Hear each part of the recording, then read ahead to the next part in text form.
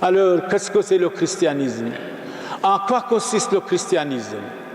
À ressembler à Dieu autant que le permet la faiblesse humaine. Mais alors, nous sommes tous faibles. Si nous ne voulons pas dominer nous-mêmes, on peut tous être par terre.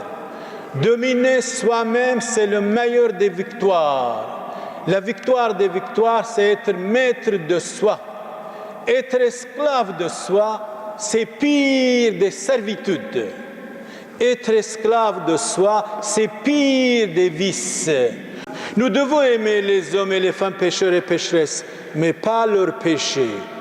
Nous devons estimer et aimer chaque être humain, quel qu'il soit, sans distinction de classe, de race, de pauvre, de riche, de religion. Notre devoir d'aimer Dieu et chaque homme comme Dieu. Notre devoir d'aimer Dieu et notre prochain comme nous-mêmes, quel qu'il soit notre prochain, raisonnablement bien sûr, raisonnablement, ou bien de temps en temps, chacun chez soi. S'il n'y a pas la paix entre les hommes, les familles, les nations, les voisins, chacun chez soi, frères et sœurs. Si donc vous prétendez être chrétiens, et nous prétendons, et nous le sommes, efforcez-vous de ressembler à Dieu, revêtez-vous Jésus-Christ comme un vêtement. Revêtez-vous Jésus-Christ comme un vêtement. Regardez ce que saint Paul nous dit. Faites donc mourir tout ce qui vous domine en vous-même. La débauche, l'impureté. Tout à l'heure, je disais, c'est une parole d'un philosophe français, Jean-Paul Sartre, nos mains sont sales. Nous devons les laver. Nos pensées sont sales, nous devons les purifier. Nos pieds sont sales, mais heureusement Jésus a lavé les pieds des apôtres. Quelle humilité! Quelle simplicité de notre Seigneur Jésus-Christ!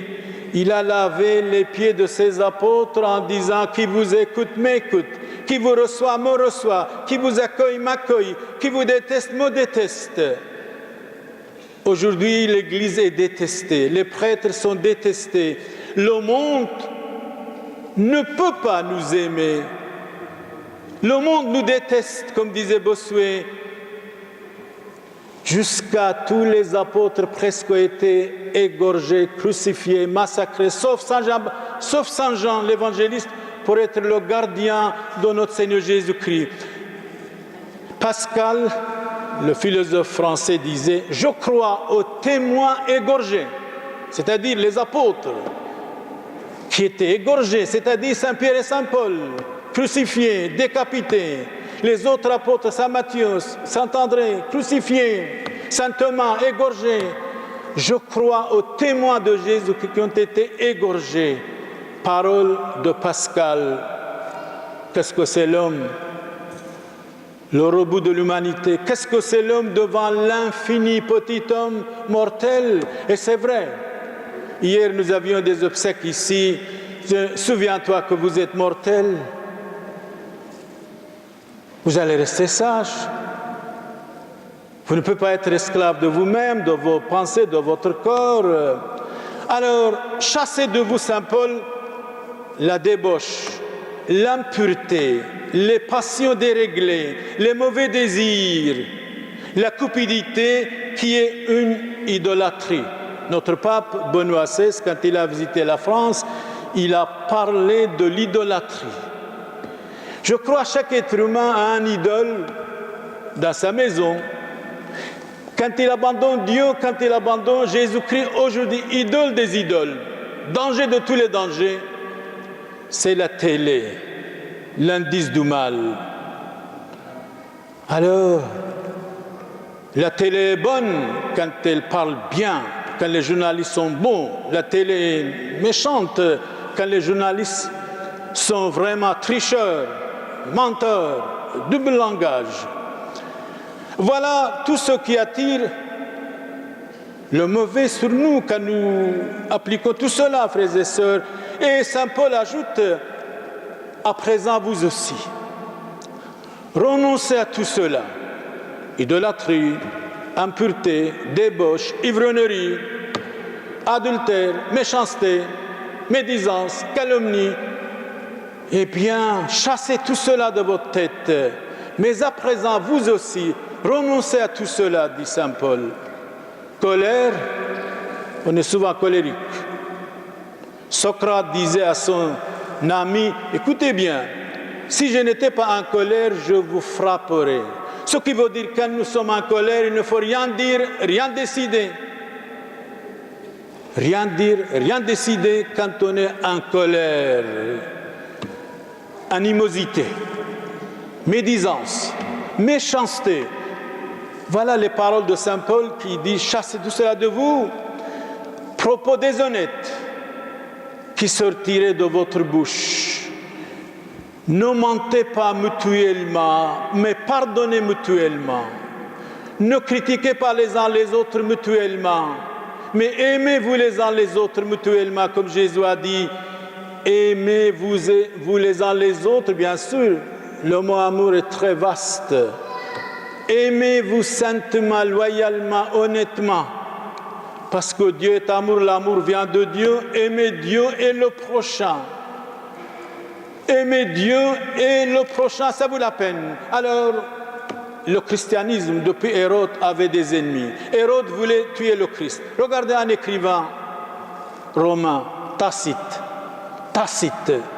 mort en 120 après Jésus-Christ. Voilà ce qu'il dit au sujet de chrétiens. Mais c'était du mensonge, attention. C'était des calomnies. Regardez ce qu'il dit. Christianis, société des gens infâmes. Alors j'ai regardé dans le dictionnaire, qu'est-ce que c'est société des gens infâmes?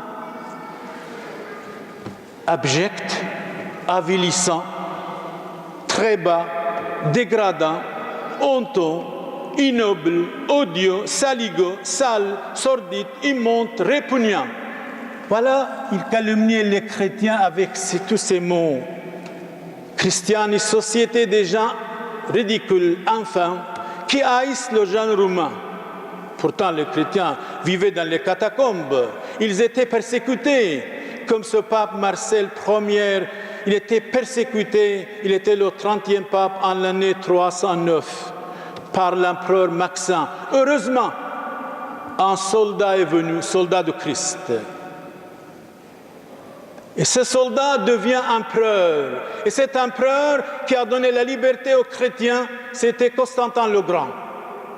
Constantin le Grand, mort en 337, en 312, il pense qu'il va donner la liberté aux chrétiens parce que les chrétiens sont bafoués, massacrés, tués, donnés aux animaux, brûlés. Et il avoue la croix. Avec cette croix, vous allez vaincre. Et il a vaincu Maxence. Et il était à Trèves en Allemagne, et là devient à Rome, et à Rome, à Milan. Il a décrété l'édit de Milan. Les chrétiens sont libres. La chrétienté est libre. Donc jusqu'à 313, les chrétiens étaient persécutés. Vivaient dans les catacombes. Ils n'avaient absolument aucune liberté. Jusqu'à 313, heureusement, un soldat, un empereur, Constantin le Grand. Et Constantin le Grand, bien sûr, aussi peut-être grâce à sa mère, Sainte Hélène. Sainte Hélène, quand nous avons de véritables mères, quand il y a dans la société de véritables femmes, disait saint Augustin, vous vous négligez, vous avez donné Jésus-Christ au monde, femme. Notre pape Benoît XVI disait, la femme c'est l'avenir de l'humanité. Tandis que les autres savants poètes, ils disent oui, la femme c'est l'avenir, c'est vrai, mais pour moi, la femme c'est l'avenir de l'humanité. C'est la femme qui fait l'homme. L'homme est l'ouvrage de la femme, mais de véritables femmes.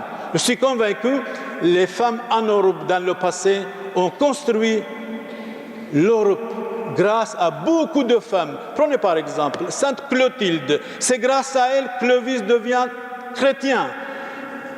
Et c'est grâce à Clovis, le premier roi des Francs, a donné aussi énormément force, énergie, modèle pour le christianisme. Constantin, la même chose. sa mère Sainte-Hélène. Donc les femmes ont joué un grand rôle en Europe pour la construction de l'Europe, pour la construction de cette civilisation européenne, grâce à quelques femmes aussi, à quelques rois aussi, et à beaucoup de saints et de saintes aussi, chrétiens. Soyez fiers d'être chrétiens.